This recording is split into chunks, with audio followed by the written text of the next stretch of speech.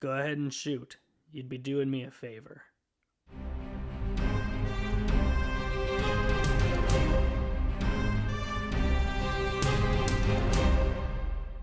Hello, everyone, and welcome to episode number 38 of Movies Are Awesome, the show all about mechanical engineering.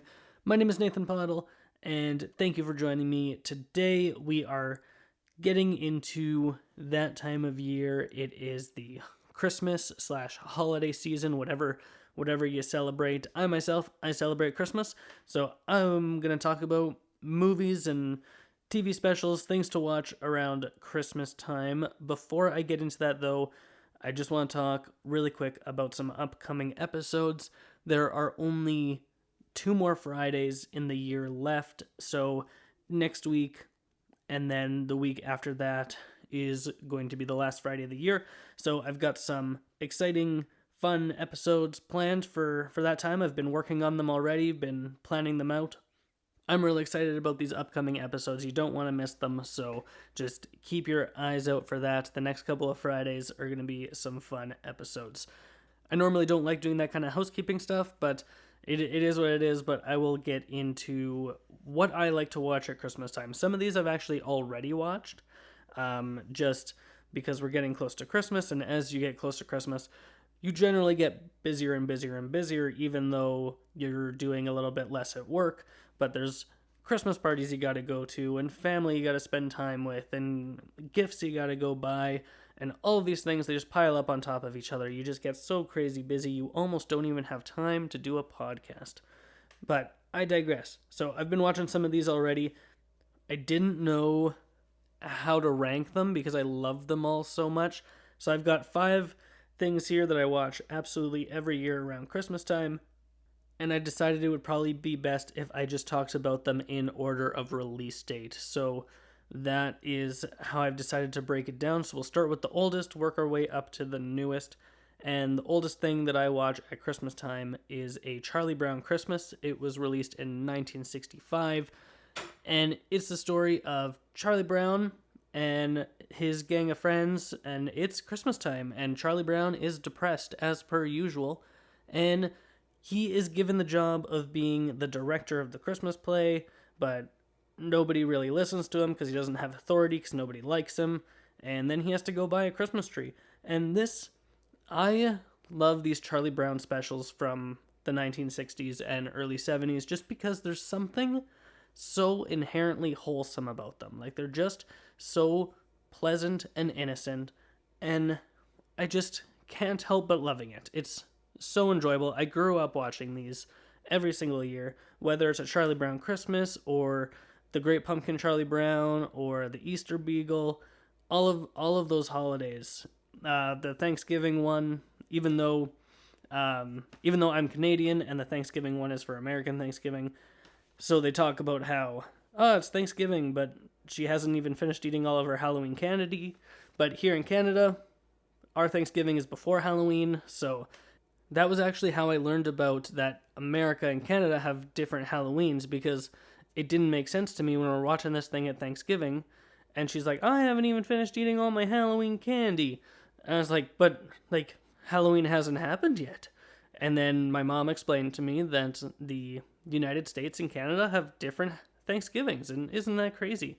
But that's a different holiday, though, so we're not worrying about that. What I also really like about A Charlie Brown Christmas is that it takes the time to acknowledge the true meaning of Christmas, with Jesus being born 2,000 years ago, and it has and Linus recites some lines from the Bible of the Christmas story, and I think that's really nice. As someone who is religious myself, we don't get a whole lot of Christmas specials or movies that are really about the coming of Jesus into the world, so I really appreciate that this is something that has it. It's actually the only thing on my list that mentions it, so I guess I'm part of the problem, but I enjoy watching all these things anyway. And also, this Charlie Brown Christmas is really just so iconic at this point. Like, you have Charlie Brown, and everyone knows the Charlie Brown Christmas tree, and people just call it the Charlie Brown Christmas tree. And if I were to say the Charlie Brown Christmas tree, you know what I mean. It's a little pathetic looking tree with a red ball on it that's bent over, and it's so good. I also really enjoy when all of the kids are talking about what they want for Christmas, and Lucy is like, I never get what I really want, real estate. It's the sophistication of what these kids say, but also their innocence at the same time are really just an excellent balance, and I absolutely love it.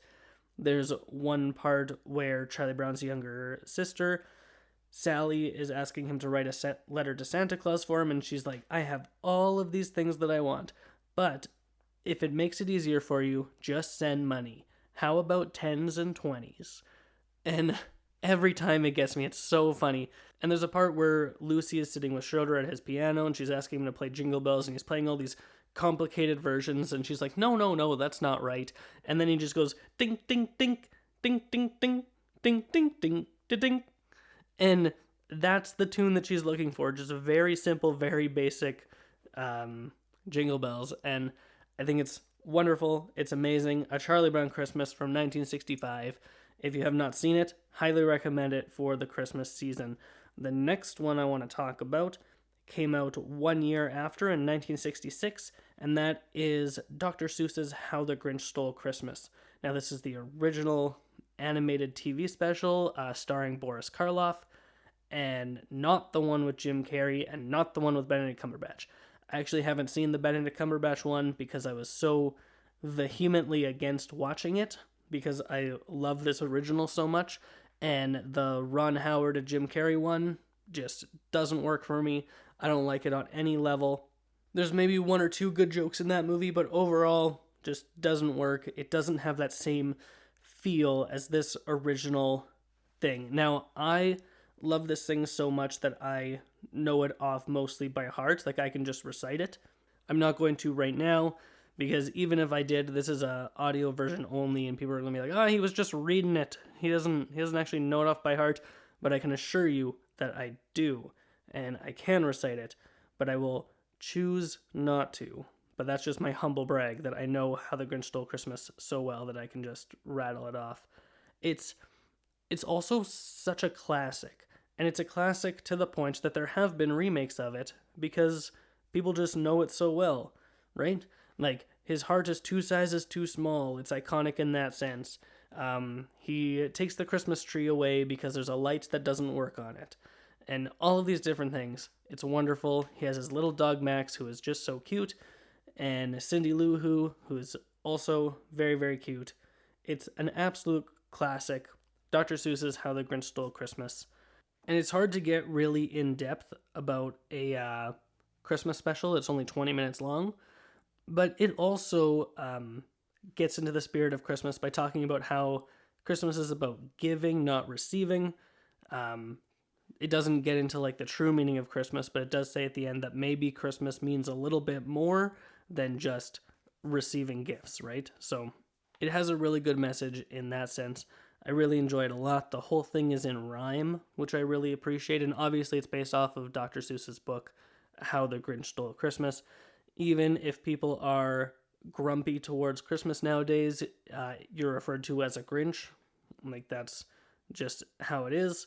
And yeah, that's How the Grinch Stole Christmas. All I can say is that I love it. This one I have not watched yet. I will sit down a little bit later. Maybe tonight, maybe in the next couple of days. I want to watch it pretty soon. It's pretty good. I like it a lot. And the animation is like very charming. It's not amazing, knock your socks off, but there's just something unique and special about it. I like it a lot. How the Grinch Stole Christmas from 1966. Not the one with Jim Carrey. Do not watch it. It's not worth anyone's time. That movie should have never been made. I don't like it at all. I don't like it. My next one, we're already on number 3 here. So we go from 1966 up to 1983, and this one's going to be A Christmas Story. Now, this movie is such a quirky comedy. It's very unique in the way that it's made. So this movie is not for everyone, but it's so entertaining for me. I love everything about this movie. I don't want to give spoilers away or anything if someone hasn't seen it and maybe wants to go watch it after this, but basically it's about this little boy who just wants this BB gun for Christmas, and that's all that he wants. And it's about how he's trying to convince his parents to get him this BB gun. And there's a whole bunch of other things that are happening at the same time. This young boy is very imaginative, and he's always daydreaming and thinking about what would happen if he had this BB gun, or thinking about what would happen if he wrote the perfect paper. And there are some really good, hilarious lines in this movie. Like, every time he asks someone for the BB gun, they're like, "Oh, you'll shoot your eye out." And there's a part where he's daydreaming, and his daydream turns against him, and all the kids are shouting at him, "You'll shoot your eye out, you'll shoot your eye out."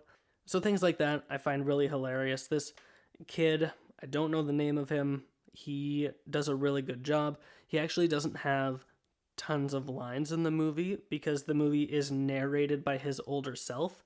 And actually, this is probably my favorite use of narration ever. It's very hilarious. Everything that this guy has to say is so funny. I can't remember the name of the guy who does the narration either, but everything about A Christmas Story is just so good. When he goes to visit Santa, he's hilarious. One of his friends gets triple dog dared to touch his tongue to a frozen pole. That part's really funny too. There's a bully that they come across. There's a part where he gets in trouble for swearing. There's a part where he experiences commercialism firsthand. It's just so funny. And then obviously Christmas Day comes, and like they get all of their gifts and stuff, and I just don't want to go too much in depth on A Christmas Story because I want you to go in and sit down and watch it and just experience it, right? Don't have any other kind of expectations other than the fact that I'm telling you it's really good. And I'm gonna sidestep here and tell a bit of a sad story here. Just yesterday, I was talking with my wife about movies to watch around Christmas time, and do you know what she said to me? She said, maybe this year we don't need to watch A Christmas Story. And I almost fell over. Like, it's an absolute staple for me, so I think I'm gonna have to just watch it without her this year.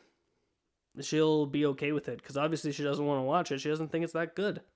I was just completely blown away by that statement, and that's fine. I did say at the beginning that this movie's not for everyone, but I didn't know that she really felt that way about this movie until yesterday. So, A Christmas Story from 1983. I highly recommend it. My wife does not, but that's just how it is. Not everyone likes all the same movies. Moving along, I'm going to talk about Home Alone from 1990. Now, Home Alone is an interesting one, because what constitutes a Christmas movie is kind of an interesting question, because you have all of these people who like to think that Die Hard is a Christmas movie, and I would like to say that it is not. If you think Die Hard is a Christmas movie, I'm sorry, but you are wrong. What a Christmas movie is that the plot has to be about Christmas, right? If Christmas was removed from the plot of the story, would the story be the same? For Die Hard, the answer is yes, the story would be exactly the same. He could have just gone to any party at that tower and have these terrorists show up, and then he kill a bunch of people. Die Hard's not a Christmas movie. By that same argument, if Die Hard is a Christmas movie, then so is Iron Man 3. Iron Man 3 is just definitely not a Christmas movie, and neither is Die Hard. Now, Home Alone is an interesting one because it is set at Christmas time, and I guess in theory, if you take away Christmas, the family could just be going off on any kind of holiday. But I think the Christmas aspect is important because of the subplot with the neighbor and his family who doesn't speak to him. I think connecting Christmas that way is very important to the story. I also feel that the bandits, what do they call themselves? The Wet Bandits. I think they wouldn't be purposefully hitting up all of these houses on the same street if it weren't for Christmas time either. So I think Christmas is important to the plot of Home Alone, and therefore I will count it as a Christmas movie. So it counts as a Christmas movie, that's all good.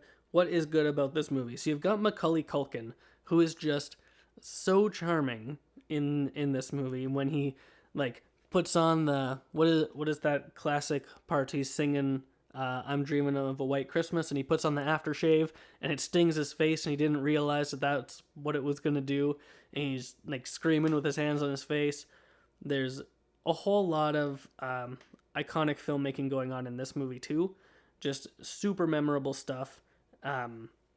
All of the booby traps that he sets for the bandits is really good. You have the neighbor, you have the tarantula running around the house, Buzz, your girlfriend, woof. I find that part extremely hilarious. There's just so much good stuff going on in Home Alone. Basically the premise of Home Alone, if I should have started with this actually, but if you're not familiar with what this movie is about, a young boy is accidentally forgotten on his family vacation. Their whole family flies to Paris without noticing that he's not there. He doesn't notice that they all left without him, so he wakes up and his family's all gone and he's just loving it, having a great time. Meanwhile, these two bandits are trying to rob his house, and he basically goes to war with them and sets up booby traps all over the place and like goes to war with these two bandits. Meanwhile, the mom like realizes that they forgot Kevin and she's trying to get home. It's a pretty good movie. I really enjoy watching it. Hopefully I have time to watch that one pretty quick, because we're getting pretty close to Christmas here. What day is today? Yeah, we're almost 10 days away from Christmas. Isn't that absolutely nuts? It's just so crazy to me. I can't even think about it. It's just, oh my wow, just ridiculous. I've got one more movie to talk about. I'm going to get to it right now. It's from 1992, and that is The Muppet Christmas Carol. Now, this one I did already watch this year. Maybe I'll watch it again, because it is just so great. It is probably my second favorite Muppet movie. I love the work of Jim Henson and all that he has done. This was actually the first movie to be released after his death in 1991. It was directed by his son, Brian Henson, and this movie is just so entertaining. All of the songs are really good. It is a musical, so basically there was an era where the Muppets took an existing property, like A Christmas Carol, and like put their own special Muppet twist on it, and this is the best of those, I feel. Muppet Treasure Island is also very good, but A Muppet Christmas Carol, I think this movie really benefits from having Michael Caine as Ebenezer Scrooge. It's actually a really good performance. We have some really good puppetry going on with the puppeteers and all the Muppets, and just the characters that they chose to represent each character, and some of the new Muppets that they created for this movie. I really enjoy everything about it. I can sing along to all of the songs. I can just sit down and have a great time. And obviously, A Christmas Carol is a quintessential Christmas story. It was written by Charles Dickens, back in the day. When was A Christmas Story? A Christmas Carol, sorry. When was it written? I'm gonna look it up. Here we go. Opening up my phone. Christmas Carol. Let's see. No, I don't want a live performance. Book by Charles Dickens. Here we go. Originally published in 1843. Ooh, so it's over 160 years old. That means that it's been around for long enough. It stood the test of time, obviously.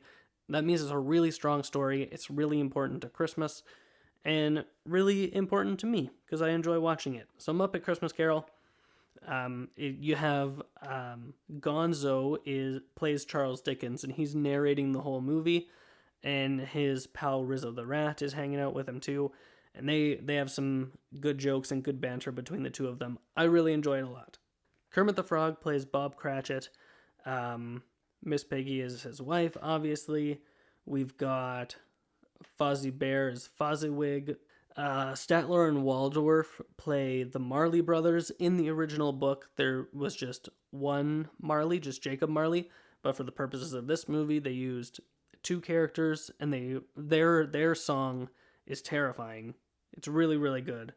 And yeah, I think that's all I want to say about A Muppet Christmas Carol. Or is it The Muppet Christmas Carol? Is it or is it the? I don't know. Because on my movie shelf, I have it stored under M. Because I don't count a or the alphabetically, which you shouldn't. So I don't know if it's a or the. That's a great question. I think it's the, but I could be wrong. In any case, it came out in 1992, directed by Brian Henson, and it's excellent. And that's why I've already watched it, because I just couldn't wait. Had to stick it in and sit down and watch it. So that's it for what I like to watch at Christmas. There are a couple others too, but I usually like to stick my lists to 5. So Charlie Brown Christmas, How the Grinch Stole Christmas, A Christmas Story, Home Alone, and The Muppet Christmas Carol. I would like to know, what is your favorite Christmas movie? What do you like to watch around this time of year? Please let me know by reaching out to me. You can find me on social media, on Twitter at PoddleNathan and on Instagram at Poddle Productions. If you haven't already, please subscribe to the show. You can find it on iTunes, Spotify, and Google Play, and a whole bunch of other places. Thank you so much for listening to today's episode, and if you have nothing else to do, go watch more movies.